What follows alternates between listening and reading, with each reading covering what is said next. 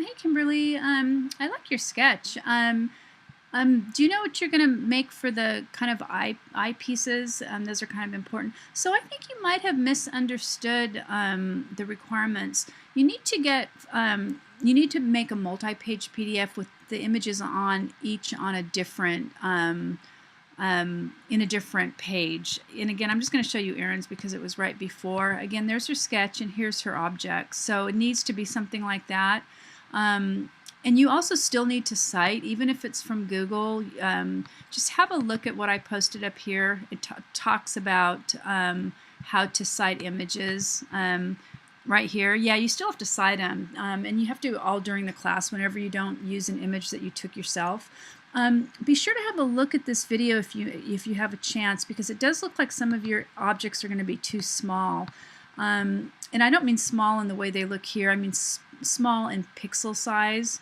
You know, when you go to put it, because we're putting it in a pretty high resolution Photoshop file.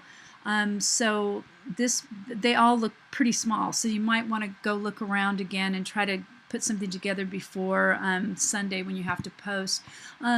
And another point, I'm not sure if you viewed the last feedback, but if you think of different angles of view, like let me find the garden one. This one's really cool. It'll just be a lot more interesting.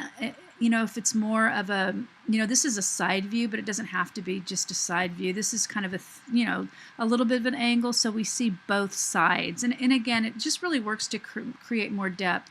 And again, then you can make, I mean, this is bigger, this side is bigger because it's closer, and that's another way to create depth. Same here.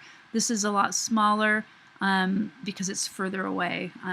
So again, and I would stay away from trying to make it look like a human head with some kind of eyes and a face. It's more interesting to do something like that.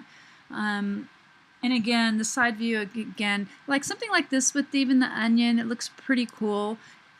So yeah,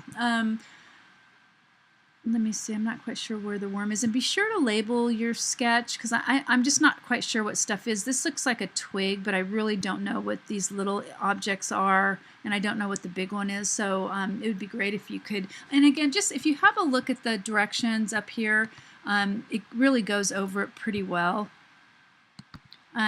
So this is just the top of the page. So if you go over, if you watch this video, and you see how it has each one in a different, you know, each sketch, well, this one's the sketches, but the same thing for the images, you know, each one on a different page, and it goes over that. And also just another thing I suggest too is to really look at the grading rubrics I post, because this really will tell you exactly how you're going to lose points.